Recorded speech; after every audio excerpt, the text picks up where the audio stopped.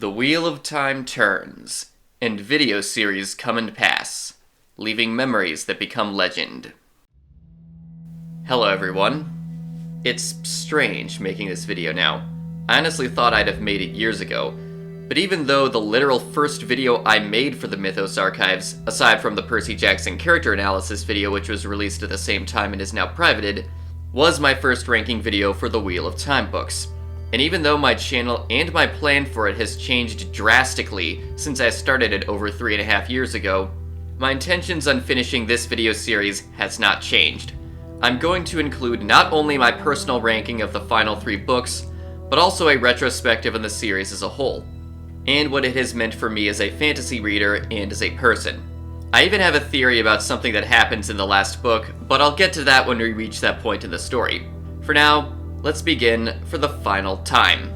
As many of you know, Robert Jordan, the original author of the series, tragically passed away after finishing book 11, leaving fans uncertain as to the fate of the series. Fortunately, he did make it clear before he died that he wanted the series finished. And after he did die, his widow, Harriet McDougal, found a blog post by a lesser-known author at the time named Brandon Sanderson, a personal favorite author of mine, about how much the series meant to him and how it had influenced his own writing. Harriet contacted him, and he agreed to finish the final book. Yes, I said book, as in one. But as it proved to be far too much to cover in a single volume, it was split into 3. The Gathering Storm, Towers of Midnight, and A Memory of Light. That last one being what the final book was always intended to be named. At the beginning of the Gathering Storm audiobook that I listened to, Sanderson stated that you can view these books as the final 3 Wheel of Time books, or you can view them as the 3 volumes that collectively make up A Memory of Light, as close to what Robert Jordan intended as possible, and that both interpretations are correct. That said though, I will be ranking them separately, starting with The Gathering Storm as it obviously came first. After a quick prologue with people realizing that the last battle is coming, notified by fate I guess, we check back in with Perrin and Faile, and Faile kills Massima. Thank the light! That guy really got on my nerves, even without all the added trouble he causes Perrin. It's easy to forget, but bringing Massima back to Rand was the reason Perrin was out here to begin with. He only stayed out here longer because his wife got kidnapped. Hopper then shows up in the Wolf Dream to invite Perrin to run with him in the pack, but Perrin still isn't ready. The development he gets in this book is satisfying, but Perrin is not a focal character here. I didn't even realize how little page time he got here until I sat down to write this script. But that's how it is with him, I guess. Perrin's plotline was definitely done the worst by the slog, and it was when I started liking him less as a character. When I first started reading the books, he was my favorite character. I liked his internal conflict with the beast within, and how level-headed he was. But watching him whine about getting his wife back for 3 books, and that one moment where he threatens that one Shido Aiel with cutting off his hands and feet, made me like him less. I get why he did what he did, it just took some time to get to the better parts of his arc. Next plotline here, we get a pretty funny scene where Aviendha is finally accepted by the Wise Ones. You see, they had been making her do tons of useless, tedious chores, and eventually she became angry enough to come to them, storming, and they tell her that her punishments are self-inflicted, and they ask her if she thinks herself their equal, to which she says yes.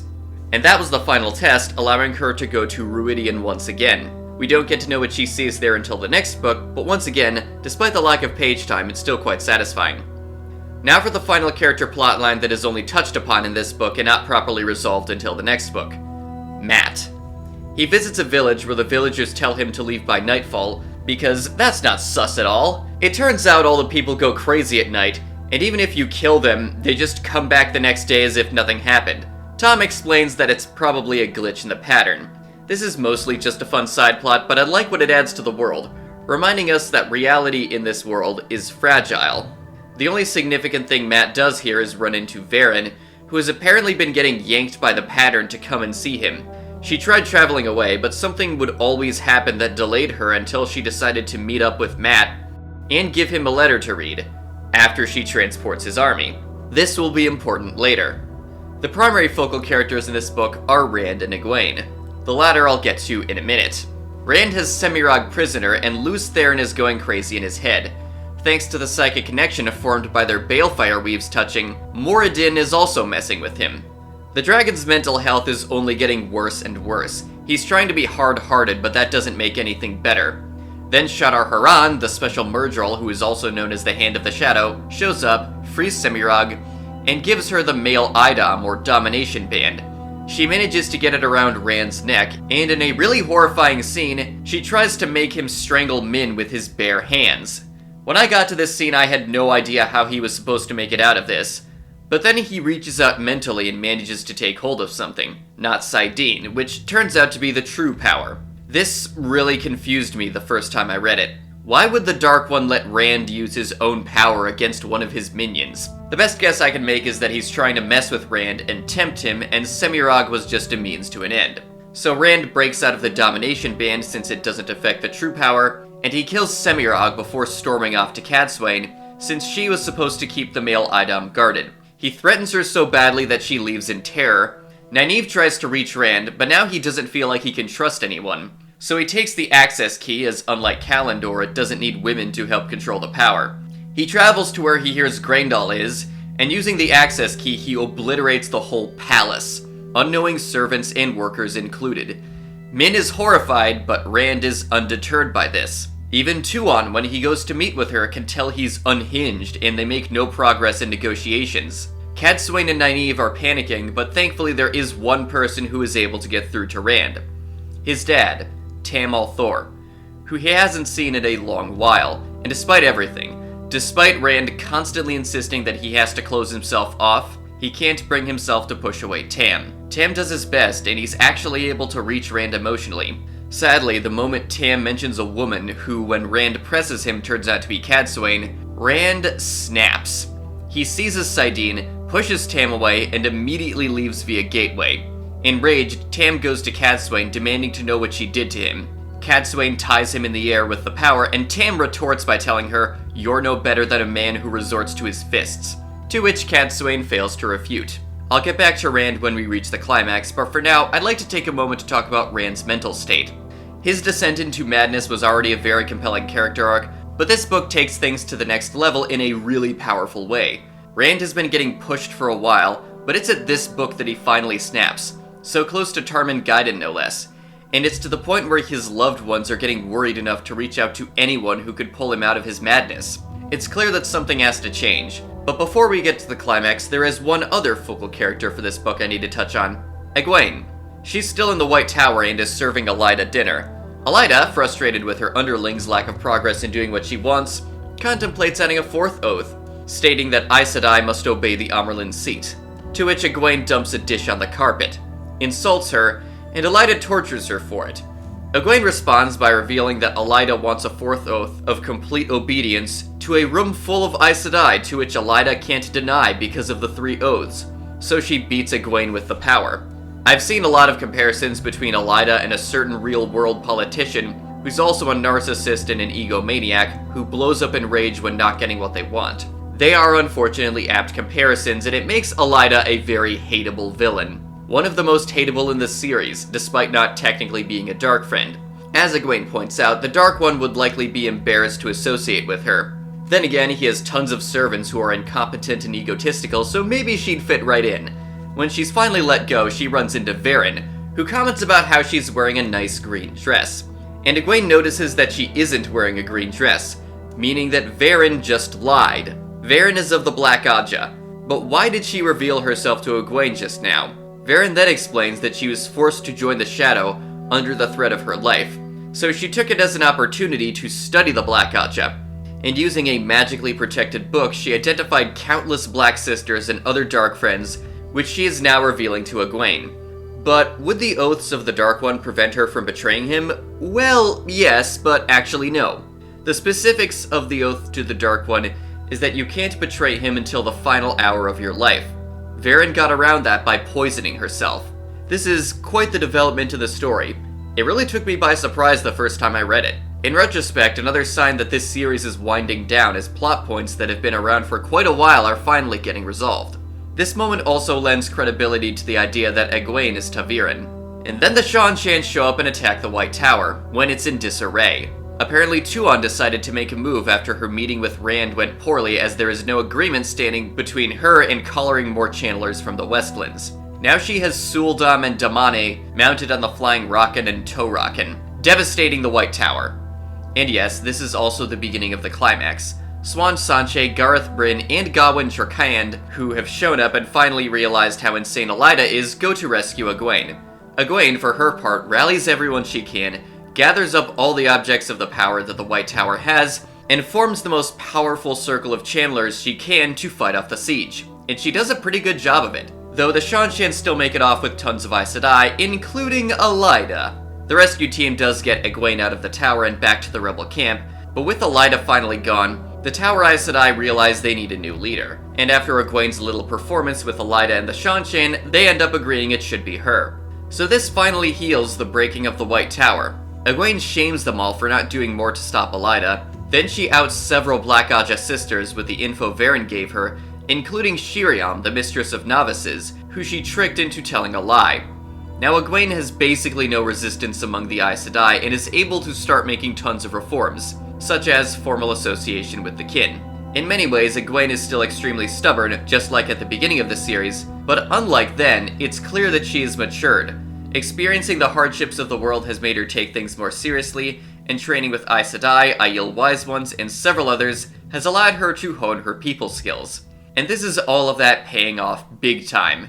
Anyone else noticing a pattern? Finally checking back in with Rand, who is now completely alone. No Min, no Aes Sedai, and no old acquaintances from the Two Rivers. He's on his own, thinking he can do something about the Seanchan Empire.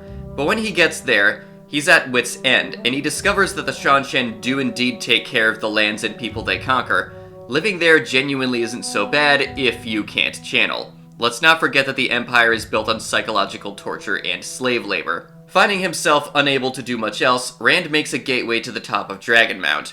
There he contemplates what the point of living is. He asks himself, and Lews Therin in his head, if Ishamael is right, that existence is meaningless because the broad strokes of fate are unchanging, and the Dark One will eventually win. But when asked why we live again, Lews Therin answers so we can do better the next time, and so we get to love again. This is the perfect epiphany for Rand, who realizes what he's done, and he decides he's going to make things right following his mistakes. He destroys the access key, likely as a symbolic gesture that he has resolved not to do everything himself anymore, and Lews Therin vanishes from his head completely. Thus he reaches a stage in his journey fans have dubbed Zen Rand, finally deciding to stop spiraling downward and to do something that's actually good for himself. Rand's character arc is one of my favorites in all of fiction. It's legitimately up there with Prince Zuko's character arc in my eyes. It takes a long time, and a lot of that time is spent spiraling downward, but every single step is believable, including the epiphany at the end, that leads him to a positive outcome, because of all the build-up to it. Now for the ranking. The Gathering Storm at the time I read it was my favorite book in the series for a while, even after I finished the last 2 books. Spoiler alert, that didn't stick. But it should tell you how I feel about this book. Even with some characters not appearing much, the development we did get in Rand and Egwene's plotlines was extremely satisfying on a character, plot, and world level. Splitting the final book into 3 parts and focusing on different characters in each one was absolutely the right decision because it allowed for some final setup right before the massive payoffs in each of the characters' arcs, even though the order of events is a bit confusing at points. Thus, The Gathering Storm gets the S tier. All of these last 4 books were worth pushing through the slog to experience. Towers of Midnight kind of takes place simultaneously with The Gathering Storm for part of the story, probably a symptom of this originally being intended as one book. While The Gathering Storm focused on Rand and Egwene, Towers of Midnight is instead focused on Perrin and Mat. Starting with Wolfboy, now that he's done with the thing that Rand asked him to do half the series ago, getting the Prophet, he's able to start moving his forces back. And a lot happens during that time. Morghese continues traveling with his army and no one recognizes her, though she does find out in a really rude awakening that the guy she was probably sleeping with was actually Ravine. During the night, Perrin is training with Hopper in the Wolf Dream. Slayer has returned and he is butchering wolves. Perrin wants to fight him, but Hopper tells him he isn't ready yet. Perrin of course does so anyway because he cares about his wolf friends enough to put his life on the line for them. He's already done a lot of other super dangerous things like working with the Seanchan, so this comes as no surprise. But in a really cool parallel, when the fight is over and Slayer is fended off, at least for now, Perrin and Hopper fly to Dragonmount. and there they find Rand at the end of the gathering storm, somehow able to see him in the waking world. Remember, the wolves have a certain respect for Rand, calling him Shadow Killer, and they howl for him. Probably a good thing for Perrin to see this, since the last time he saw Rand, the dragon threw him around with the One Power. But while all of that is going on, we check back in with MacLeod, who is trying to unify the White Cloaks into a more positive force. But he hears about Perrin from Bornhold, who of course says he's a shadow spawn and needs to be executed. MacLeod eventually runs into Perrin and challenges him, until he realizes Perrin has Ashaman with him, so he agrees to Perrin's parlay. MacLeod tries to be reasonable, but he was lied to. Things seem to be at a stalemate, but then MacLeod recognizes his mother, and after some surprise reactions, she agrees to preside over a trial. Perrin agrees as well. During the trial, he explains that he's a wolf brother, not a shadow spawn or a dark friend. But he did still kill 2 White Cloaks in a rage, so he is found guilty. The catch is, because the White Cloaks are not officially recognized as an organization in Andor, the sentence is different. MacLeod gets to decide Perrin's fate, but this is where Perrin's Ta'veren-ness kicks in, and MacLeod suspends his sentence until after Tarmon Gaiden, or so he thinks. I actually like this plot point. Despite his reasoning making sense to him, Perrin did technically kill 2 White Cloaks, and now he has to take responsibility for it. With all that said and done, Aviendha, though not present for very long compared to the other main characters, does have one significant plot line in the last few books. She goes back to Ruidian to finish her Wise One training, but this time it's to see the future. And the future she sees is the Seanchan Empire decimating the Aiel. This is obviously bad, and Aviendha starts to wonder and hope if there's a way to prevent it. This brings up an aspect of the series that I find both fascinating and depressing. Almost all of the villains in this series that caused trouble for the heroes faced consequences for their actions. Elida, Masema, the Forsaken, the occasional greedy ruler, or they reformed like the White Cloaks and the Tower Aes Sedai, who sided with Elida. None of this holds for the Seanchan. They seem genuinely unstoppable. Even Rand couldn't stop them, and he's more strongly Ta'veren than the guy who founded the Empire in the first place. They're part of the pattern, despite the fact that their empire is built on the inconvenient secret that Sul'dam can channel just like the Damane can. Was that secret just not revealed in the future Aviendha saw, or did it not do enough damage to the Empire? A lot of questions that we just don't get to know the answers to. But it's a hard reminder that the state of the world is depressing, purposefully so.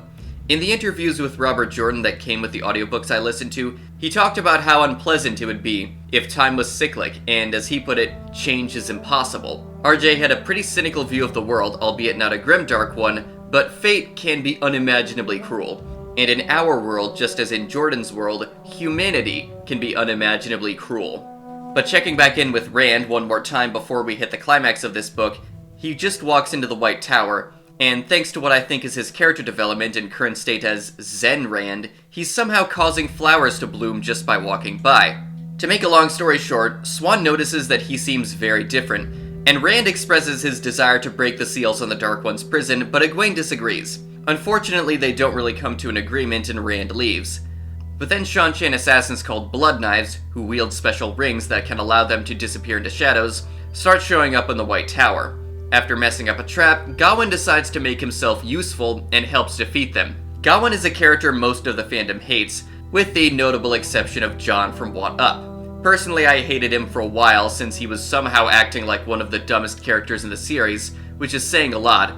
But to be fair, he does get some much needed character development in these last books, and as a result I started liking him.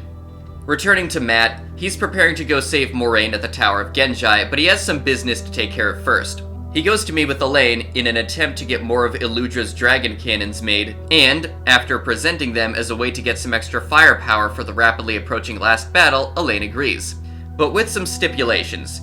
She makes a deal with the Band of the Red Hand that also involves her getting Mat's Foxhead medallion. Mat complies, and Elaine explains that she wants to try and make copies of the medallion, which she then tries to use to interrogate the Black Aja sisters, which goes poorly since the copies she made aren't perfect. Then it's time for Mat to fight the Golem again, which he still can't kill, but Mat being Mat, he has a way around this as well. He gets channelers to open a skimming gateway, you know, that method of traveling long distances that involves making a platform in an infinite void to move quickly from one location to the next, and if you fall off the platform, you fall forever. Well, Mat uses that last part to get rid of the Golem after using several copies of the medallion Elaine made that burn the Golem to force it in. And to add insult to injury, he tells the Golem, "I hope you can't die." before kicking it through the doorway. I mean, I guess the golem at least has a mouth and can scream, but no one is going to hear it. One hell of a satisfying end to such an intimidating villain. But while all of this is going on, we hear about some trouble going on at the Black Tower, and Taim is definitely working for the Shadow and maybe turning people. Again, this will be important later. Now on to the climax. First of all, Graendal is alive because in the last book, she noticed when Rand was about to blow up the building, and she tumbled through a gateway seconds before he did. Moradin, aka Ishamael, gives Slayer, aka Lord Luke, a dream spike, a ter'angreal that can be used in Teleron Riod to trap people inside dreams should they happen to fall in, and it prevents traveling in the waking world a certain distance around it. Perrin goes to fight Slayer once he notices something is wrong and he can't just travel away. Perrin actually turns himself into a wolf for the first time during this battle, but around that same time, Egwene and several Aiel Wise Ones had entered Teleron Riod to fight the Forsaken Messaana and some Black Aja sisters. You see, Egwene and Perrin had previously spoken about the wolf dream, and Egwene said it was like Teleron Riod. Any reader paying attention would have figured out that they were one and the same in the first book, and it took a while for the characters to catch on to that. Personally, I think it would have been extremely useful to know that they were the same thing for the entire series, but I guess Perrin being somewhat isolated for most of his arc has its benefits. Anyways, the best moment in this scene happens when a dark friend fires balefire at Egwene and Perrin, and the latter just wills it to not hit them, and it doesn't. Egwene is shocked because that was balefire, but Perrin says it's just a weave. With that little epiphany, Egwene goes to Messaana, who tries to will an idam around her neck, but Egwene doesn't accept it as real, so it falls to the ground. Egwene then gets into a battle of wills with Messaana, and causes her mind to break, for lack of a better word. Perrin snatches the Dream Spike from Slayer and destroys it, but that victory did not come without sacrifice. Slayer kills Hopper, who tells Perrin to run in his final moments. When he wakes up, Perrin is disheartened to lose his wolf friend, but he picks himself back up, and he sets to forging a new hammer for himself. Except he has the Ashaman and Aiel Wise Ones to help him. He finds himself believing that a hammer, which in his blacksmith's eyes has the power to create and destroy, suits him, having finally accepted that he is both man and wolf. Then he goes to save Galad, who is set upon by a massive army of Trollocs. And for this behavior, Galad cannot believe that Perrin is a dark friend or even a bad person, so he lets Perrin off with a lighter sentence. He'll pay a sum to the families of the men he killed. A white cloak named Bayar, who has been on board with the idea that Perrin is a dark friend for a while despite all evidence to the contrary, isn't satisfied by this and tries to kill Perrin, but he's saved by Dane Bornholt, oddly enough, who says it isn't right to kill someone the way Bayar was trying to. The battle eventually peters out, and Perrin and Galad's forces won. Then someone throws rocks at Perrin from behind a tree, and that someone turns out to be Matt. Perrin sees that Gamble Boy is just as much of a rascal as ever, but the reunion is still quite heartwarming. Checking back in with Rand, Min can sense that he's okay again through the Warder Bond. Rand meets with Tim again to apologize, and to show just how dramatically he's changed, he introduces Tim to Min. Such a sweet moment, but we're not done yet. The last major climax in this book is Matt, Tom, and a man named Noel who volunteer to come along going to the Tower of Genjai. They go in, and Matt uses his luck factor and some dice to find the room with Moraine in it, to which Matt makes a deal with the Aelfin and Eelfin who are present. They get to go with Moraine straight out, and the Eelfin won't try to stop them. In exchange, they take one of his eyes, half the light of the world, to save the world. However, he forgets to include the Aelfin in this deal, and they try to stop him from leaving. But he figures out that his Ashandar eye, which he got from the Eelfin last time, can cut a way out, and he does. But Noel, who is revealed to be Jane Farstrutter, is unable to go with them. Matt gloats when he shuts the opening behind them, saying that he beat them. He outfoxed the snakes and foxes, but with a sadness in the air from the loss of Noel. Moraine is much weaker in the power than she was prior, but she still has an Angreal to give herself a boost. With Lan bonded to someone else now, Tom agrees to be her new warder, completing his character arc regarding his complex feelings with Aes Sedai. And he marries her, because why not at this point? This is the most beloved Matt moment in the entire series. His finest hour even compared to everything he does in the last book. It's Matt doing something only he could do and beating enemies that barely anyone in the world can even understand, just by doing what he does best. After the climaxes, this book has a resolution of sorts. Rand goes to visit Nynaeve so he can ask her to accompany him to help control Kalendor, and they actually end up hugging, something neither of them would have thought about doing prior to this book. Nynaeve used to always snap at people, and Rand was pushing everyone away, except for an ever-dwindling group of close friends and family members. This one moment, while very wholesome, like when Rand apologized to Tam and introduced him to Min, also shows just how drastically these two have changed over the course of the series. With that, Nynaeve also takes the test to become a full Aes Sedai, and she passes. Kind of. She technically broke the rules, but she did complete all the weaves she was supposed to. However, she's way older and way more advanced than those who take the test are supposed to be. But considering she helped cleanse Saidin and figured out how to heal madness from the taint in a previous scene, they pass her. Now that she's a full Aes Sedai, she goes and gets Lan's warder bond. But Rand isn't finished apologizing yet. He goes to help General Rhoda Ituralda in a big battle and single-handedly obliterates the Shadow's attacking army of 200,000. Guess he doesn't need the access key now, and he sends his apology to Huron. I love Rand making amends with everyone he hurt. Tam was to be expected, but he makes a point of touching on everyone, even a random side character like Huron. One of my favorite side characters, especially among those who were cut from the show. The change may have been sudden, but it was what he needed. Morghese went with Galad back to Caemlyn and goes to see Elaine. Rand dreams and he sees Forsaken being punished for their failure. Perrin finds a wolf in Teleron-Riod named Boundless, who turns out to be Gnome, the man whose mind became a wolf's, all the way back in Book 3. It turns out he chose to become a wolf, because his life as a human was miserable. The choice of becoming a man or a beast was always Perrin's, and this is where the positivity train stops. Talmanes gets a letter from Mat saying that there is a massive army of Trollocs invading Caemlyn. Tarmon Gaiden has begun. Now for the ranking. Once again, this is one of my favorite books in the entire series, but enough happens that it feels well built up to, even just looking at this book. This over 1,100 page book. And the reveals hit hard too. So many massive changes that were unimaginable earlier in this series, but now just make too much sense. Towers of Midnight is S tier, even above The Gathering Storm, though they are both neck and neck with Knife of Dreams. I didn't mean to put them both in, spoiler alert, A Memory of Light above all the other books, it just sort of happened that way. And that is not my saying I prefer Sanderson's handling of the series over Jordan's. I think this is because what I love the most about this series is the long-term setup and payoff, which was always going to be most prevalent in the last few books. That said, as a fan of both of their works, I am very satisfied with the results, though Sanderson has repeatedly insisted that Jordan would have written a better ending. But for now, the best has yet to come. As the final book begins, it becomes clear that while the heroes have beaten back the Shadow so far, the Shadow has turned quite a lot of people, even powerful channelers, to its side. And it has many other allies waiting in the wings. Rand is still taking time to make amends with everyone, and this time it's for Perrin, who he threw around with the power the last time they met. And Rand even asks him about the Battle of the Two Rivers. Cutting back to Talmanes, he tries to save Caemlyn and even manages to kill a Murdral on his way in. Something Sanderson admitted in a video he added due to personal bias. Though for this book it kinda fits, and you'll see what I mean as we get further into it. Though despite his best efforts, Caemlyn is lost.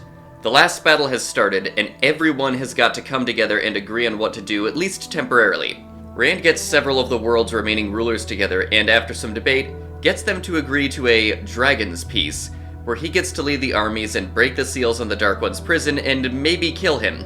Egwene is the only one opposed to this, but Mat shows up with Moraine to help calm everyone down, which she does. Aviendha gets Rand to agree to make the Aiel a police force in an attempt to avert the future she saw. I've seen some people claim that this works since it contradicts one of the things she saw in her visions. And with that, Rand is able to get everyone to agree to his treaty on the condition that he can also get the Seanchan to agree. The nobles present are extremely selfish, as they even try to pull strings during the potential end of the world. But the threat of the Seanchan invasion plus Teferi and Fate impact makes for some powerful leverage. So the side of the light begins counterattacking, sending armies through several gateways, one of which Perrin specifically requested from Rand so he could enter Teleron-Riod physically to help even the odds against Slayer. Before Rand enters the fray, Tam spars with him, and he agrees to do it with one hand since Rand only has one hand left. It's a really good scene, showing that there is no end to Tam's fatherly wisdom. But that isn't all there is to the battle preparations. Convincing the Seanchan, specifically Tuon, to agree to his Dragon's Peace also turns out to be a lot easier than expected. Mat being a personal friend of Rand was probably a factor in Tuon's decision. Tuon argues that as a descendant of Arthur Hawkwing, who conquered the land long ago, rulership of the Westlands is her right. Rand counters by saying that he is Lews Therin, who held dominion over the land before even Arthur Hawkwing. With that, Rand is able to get Tuon to agree, but only as long as she gets to keep the land she already has conquered, and the channelers she has already collared. Mat also takes the opportunity to enter a dick-measuring contest with Rand, who tells him he's being ridiculous entering such a contest with a dragon reborn, but Mat tries anyway. Rand says he cleansed Saidin, and Mat counters by saying that he saved Moraine, and he manages to make Rand laugh. But there are a few problems. You see, this book has been cutting away to the Black Tower from the perspective of a character named Andral. He can't do much with the One Power, but he can make gateways particularly well. He discovers Mazrim Taim has been turning people to the shadow and tries to stop him, but it goes badly. He is able to gain the upper hand eventually, but Taim escapes. Some Aes Sedai assisted them, and they start the tradition of Ashaman bonding Red Aja sisters because they can't really go around gentling men who can channel anymore. The Aja that Loki hates men and doesn't really take warders ends up being the one that bonds men who can channel. A bit weird, but maybe the humiliation of one of their own becoming the worst Amyrlin seat in history who wreaked havoc in the world rubbed off on them. He also shows up in Caemlyn after linking with several of the channelers present, and Adelaine's permission creates a massive gateway to the inside of Dragonmount which dumps lava all over the Trolloc hordes. Andral was introduced in this last book, and it's not like there were no other characters who could have served as perspectives for the Black Tower plotline. Logain is still here after all. Sanderson admitted in another one of those 5 favorites videos that creating Andral and making portals his whole thing, as well as other uses of gateways in this book, were additions he added for personal reasons. The clever tool-like uses of gateways were the only part of the last 3 books that made me think, this was your doing, wasn't it, Brandon? It didn't bother me as a huge Sanderson fan, plus, like everything else he did, it had to have been given the seal of approval from Harriet. It doesn't quite fit as seamlessly as Talmanes rushing into Caemlyn and defeating the Myrgel, but it only really adds to the story and the world, so I'm cool with it. But there's another big problem the Forsaken were able to make for the Forces of the Light. Graendal compulsed all 5 of the greatest generals in the world. Thankfully there is one general who they can trust has not been touched by any weaves. Mat.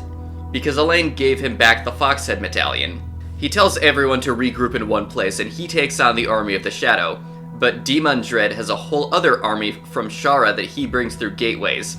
Then they are saved by the Shanshan, which gives Tuon the opportunity to meet with Egwene. To which Egwene challenges her to put on the Idom to prove that Suldam can channel, and Tuon refuses. The implication that this could become a problem for the Shanshan Empire doesn't really come up all that much after this. I suppose I understand why this was done. We're reminded over and over that the events of this series are just one small part of the grand pattern of this world. But personally, I'd have liked if there was some closure for the Shanshan plot thread given how much was built up around them. With all that said, we can finally get back to Rand, who has made it to the Dark One's prison. He sets Tom at the entrance to make sure no one disturbs them, and he enters with Moraine, Nynaeve, and Kalendor in hand. Ishamael is there and he challenges Rand, reiterating his philosophy that nothing they do has meaning unless it's in service to the Shadow. They sword fight for a bit, then Rand falls through a dark hole into the Dark One's prison, and we'll pick back up with him in a bit. Briefly touching on everyone else, in his fight with Slayer, Perrin briefly shows up at Shale Ghul, and just like when Rand had his epiphany in the previous books, Perrin can see what is happening in the waking world, and this time he's able to speak with Nynaeve about what he plans to do. Perrin has another dream spike with him, so he decides to put it here, seeing as preventing anyone from traveling in would be beneficial. Lane is fighting a Trolloc army, and it's not going well, until more armies show up via gateways. Avienda is fighting like crazy, and Fail is trying to bring the Horn of Valir to Mat so he can blow it. And then the Ogier show up to help. I guess Loyal's attempts to win them over worked. A lot happens, the book jumps around a lot more than I'll be doing, but I do like how it shows the sheer scale of the battle, and how it involves literally everyone we've met over the course of the series. Thus we begin the chapter simply called The Last Battle, one of the longest chapters I've ever read in any book, if not the longest. This one chapter is longer than some entire books. Short ones, but still. Mat has gathered all the forces of the light that are available against a colossal army of shadow spawn of every type, dreadlords, dark friends, etc. Mat is able to match Demon Dread's battle tactics blow for blow, and Demon Dread thinks he's up against a Lews Therin, because there's no one else who should have battle strategy knowledge on this level. Glory-seeking, Demon Dread tries to bait Lews Therin into attacking him, with the biggest circle of channelers he can put together, and he starts devastating the forces of the light. Naturally, everyone sees this aside from Rand and his companions, of course. So Gawain gets a galaxy-brained idea to put on 3 Shanshan blood knife rings, which, kill the user, thinking that stealth would give him the edge he needs to kill Demandred. Unfortunately, his plan fails and Demandred kills him. MacLeod finds him, and he tries to kill Demandred, only to come close to death himself, though he is rescued. The real galaxy-brain part of this whole thing is that Gawain wasn't thinking about the position his short-sighted recklessness put Egwene in. You see, the blood knife rings kill the user. Gawain is still bonded to Egwene. And if the warder dies, it causes the Aes Sedai immense emotional pain. To be fair to Gawain, the short term was really important here since the fate of the world is on the line, but his death still had consequences for Egwene. The Amaryllis Seed is fighting recklessly, but she's up against Mazrim Taim, who has been made the newest Forsaken along with his dark followers. And Taim has a Terran Greal that creates balefire, which he starts using like mad. It almost unravels the pattern completely. Egwene actually starts seeing reality breaking apart as countless enemies that were killed hours ago start to come back, having not been killed. So in a moment of desperation, Egwene, reasoning that every weave has an inversion or opposite, figures out how to invert balefire, which creates a new weave that starts to put reality back together. A weave that becomes known as the Flame of Tar Valon. Crystals start to cover up all the tears in reality, and it starts overpowering even Mazrim Taim, who is killed when Egwene encompasses him in crystal. Unfortunately, Egwene had to draw in far more of the one power than she could handle, and she orders her forces to retreat before she dies in a massive explosion. Of all the character deaths across the entire series, this was the one that hit me the hardest. We watched Egwene grow over the course of the series, maturing, gaining power and status, learning even, and then she dies. There are several other instances in this book when the major characters came close to death, but in this moment there's no last-minute rescue. Egwene Alvear, the Amaryllis Seat, has fallen. But the forces of the light have more ways of fighting back. Gateways start opening up behind where the Shadow's channelers are located, and the dragon cannons are fired through them, taking them out by surprise before reloading, and opening gateways somewhere else. The dragons were hidden in a cavern so they could not be easily found. All the while, Perrin is fighting Slayer in the Wolf Dream, furiously with Gaul by his side. So after Rand fell into the Dark One's prison, he enters a battle of proposed visions for reality with the Dark One. The Dark One shows Rand a world that is darkened and where people constantly kill one another, kind of like the world of Berserk, followed by a world that looks similar to the current world, but all of the people having no empathy or care towards one another, which is somehow even more horrifying. Rand counters these with his own visions of a world without the Dark One, in which humanity all supports each other. The catch is when he visits Elaine, there's something missing. Some spirit of free will that is supposed to be there and no longer is. This makes Rand realize that the Dark One is a natural part of the world, and he admits that it would be best just to seal him back into his prison. The Dark One makes a counter-offer to just end all of existence right there. Rand doesn't take it, having decided that life is worth living, but then he gets a vision of the battle as it's happening, and things aren't going well. At first. Oliver blows the horn of Valir. Since Matt died when he was hung from his Ashendar eye and Rand brought him back to life, that ended up freeing him from his connection to the horn. So with that, the heroes come back to fight on the side of the light. Lan then goes to Demandred and his massive circle of channelers. Demandred tries to stop him, but Lan has Matt's Foxhead medallion so it doesn't work. But Demandred is a very skilled swordsman, able to match even Lan Mandragoran blow for blow until Lan accepts a stab wound to kill Demandred. This breaks the circle of channelers and the tides start to turn. Upon seeing all of this, Rand gives an absolutely hammering speech about how continuing to struggle is what makes life worth living, one which Ishamael and his Dark Master are unable to offer a counter to. But Ishamael is too far gone to change at this point, so he takes Kalandor and realizes it can amplify the true power in addition to the one power.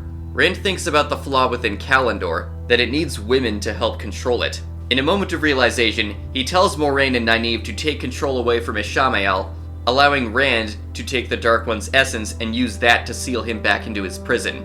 Logain and the Ashaman sense something big is happening at the prison, and Logain breaks the seals. With the tides finally turning, Matt orders a final charge, and it is epic. The Shanshan show up to help, Avienda defeats Graendal after an epic clash, Min exposes a spy within the Shanshan, and Matt kills Padan Fain after breaking away from the army.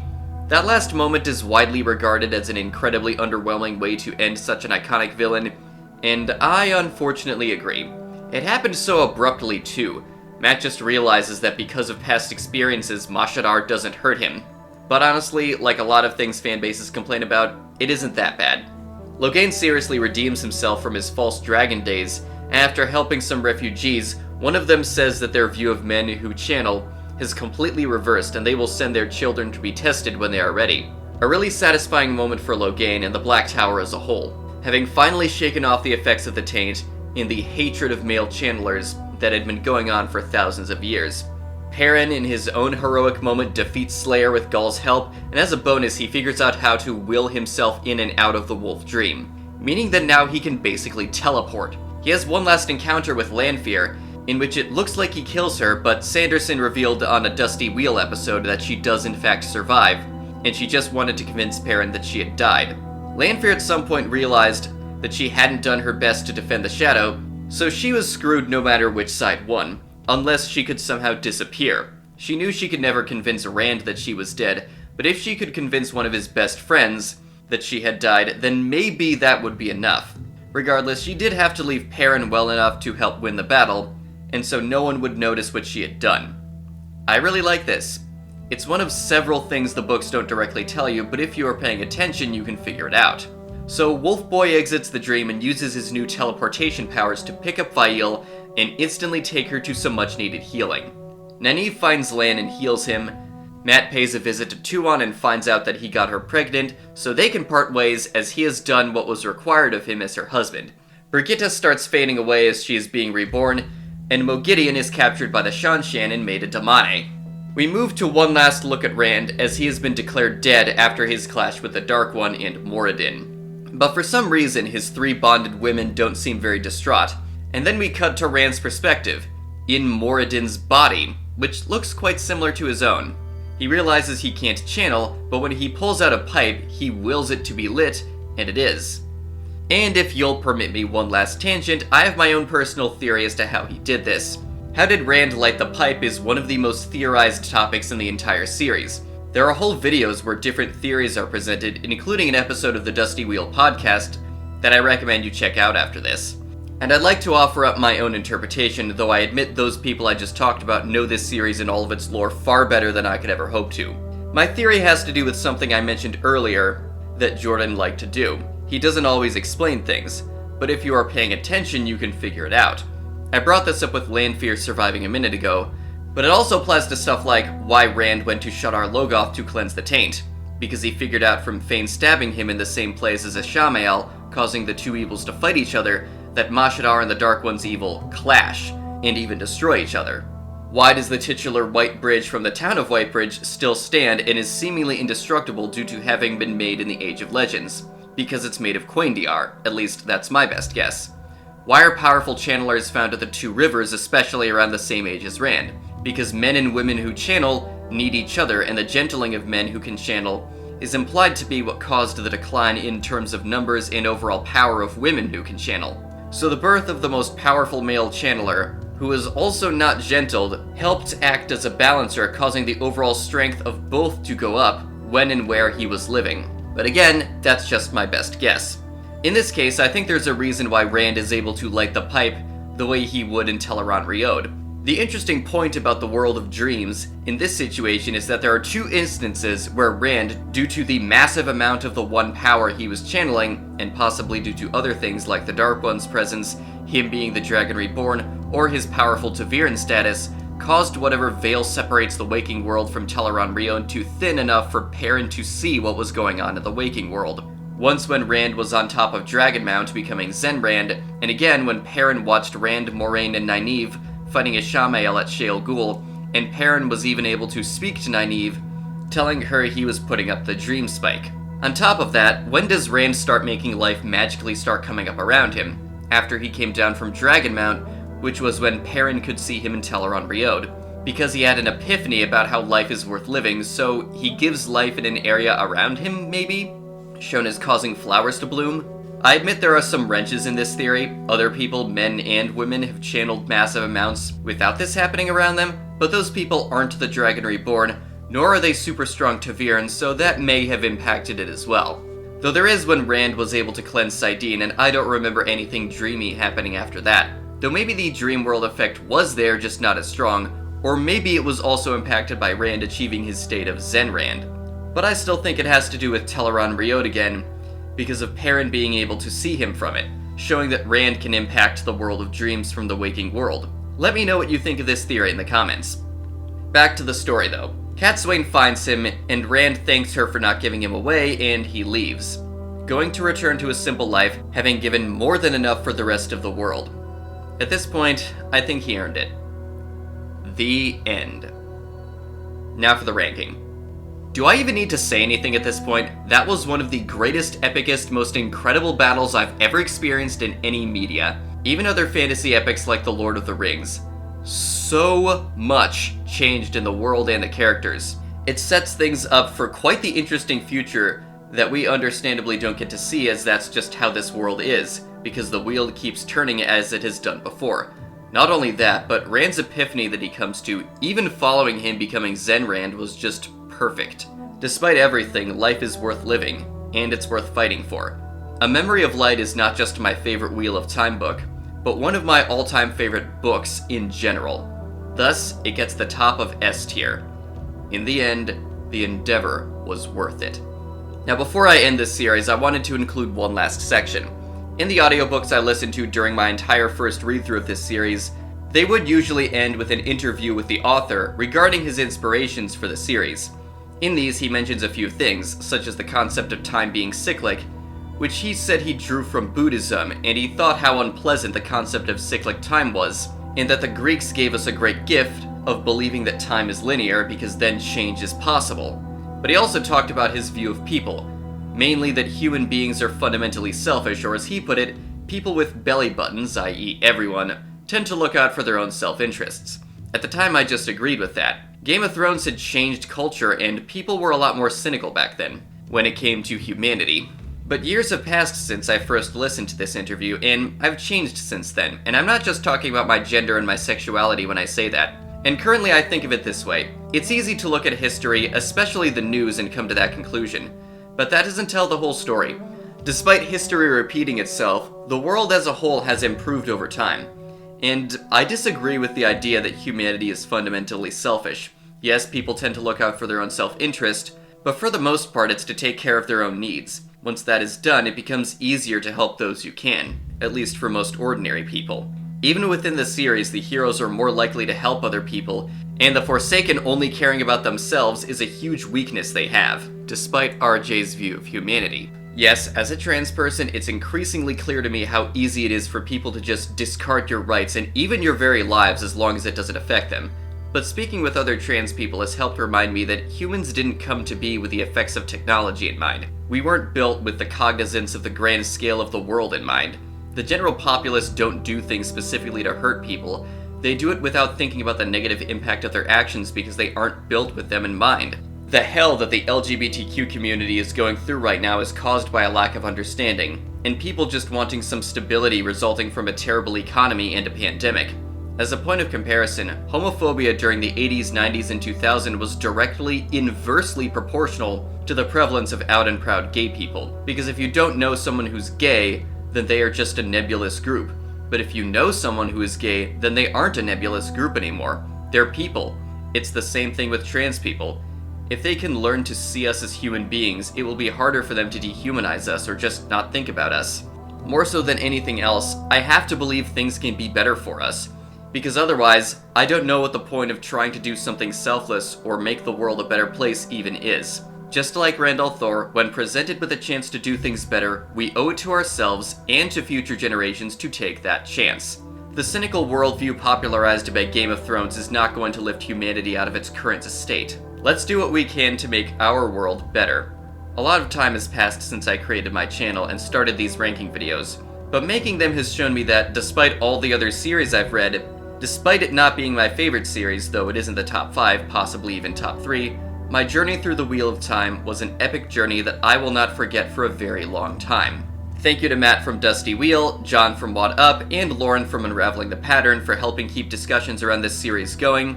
Thank you to Daniel Green and Nablus for getting me to read the books. Thank you to Michael Kramer and Kate Redding for making my journey through this series possible. Thank you Robert Jordan, Harriet McDougall, and Brandon Sanderson for bringing the world and its characters to life. Thank you to the community and all the other Wheel of Time content creators for contributing, and if you're somehow still watching at this point, thank you too. I don't know how long it's going to be before I make any more Wheel of Time videos, but in any case, may you always find water and shade. May peace favor your sword. Tai Shar, Wheel of Time community. I'm Kylan Mythos, and I hope you'll join me again someday for another journey, wherever or whenever it may be.